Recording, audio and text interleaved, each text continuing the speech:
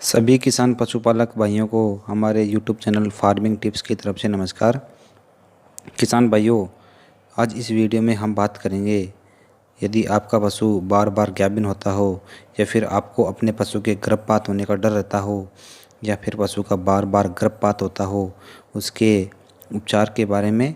लेकिन यदि आप हमारे इस चैनल पर पहली बार आए हैं तो चैनल सब्सक्राइब कर लें, साथ ही बेल आइकन दबाएं, जिससे आगे आने वाले नए वीडियो का नोटिफिकेशन आप तक पहुंचता रहे।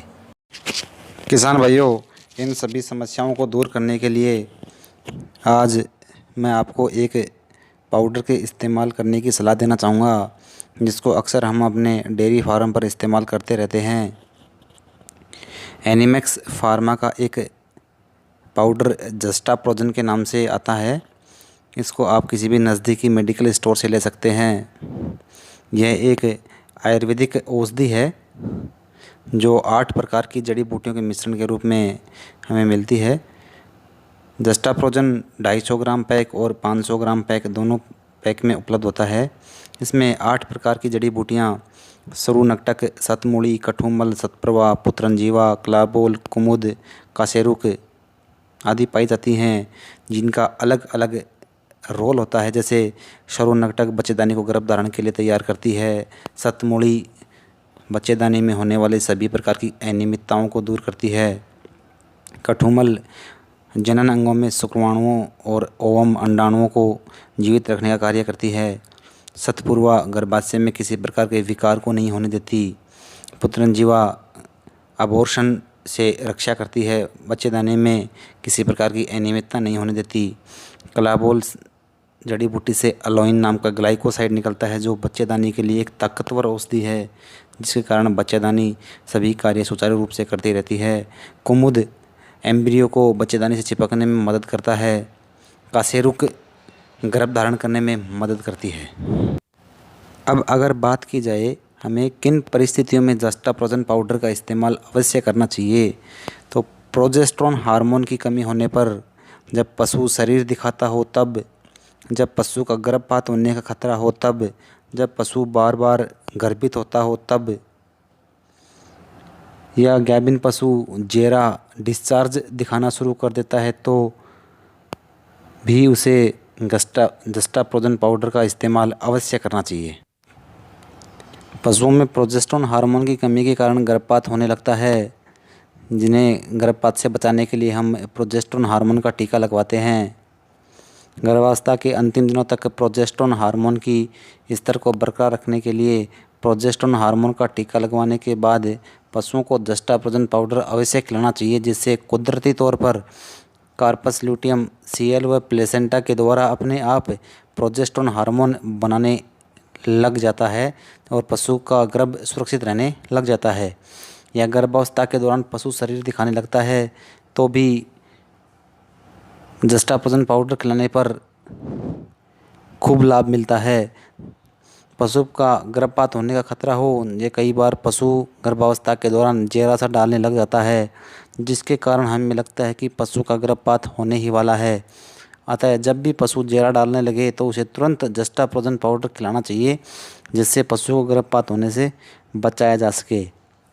अब अगर बात की जाए रिपीट पीरियड की, अगर पशु बार बार गाभिन होता हो तो पशु के बार बार गाभिन होने का एक मुख्य कारण होता है पशु की बच्चेदानी में इन्फेक्शन या बीमारी होना।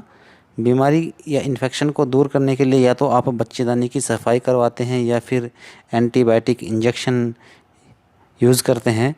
बच्चेदानी की सफाई करने से या एंटीबायोटिक लगवाने से केवल बीमारी इन्फेक्शन दूर होती है, लेकिन बीमारी के कारण बच्चेदानी में जो अनियमितताएं आ जाती हैं उन्हें दूर करने के लिए आप कुछ नहीं करते हैं, जिसके लिए आप जस्टाप्रोजन पाउडर इस्तेमाल करके अपने पशु की बच्चेदानी की अनियमितताएं दूर कर सकते हैं।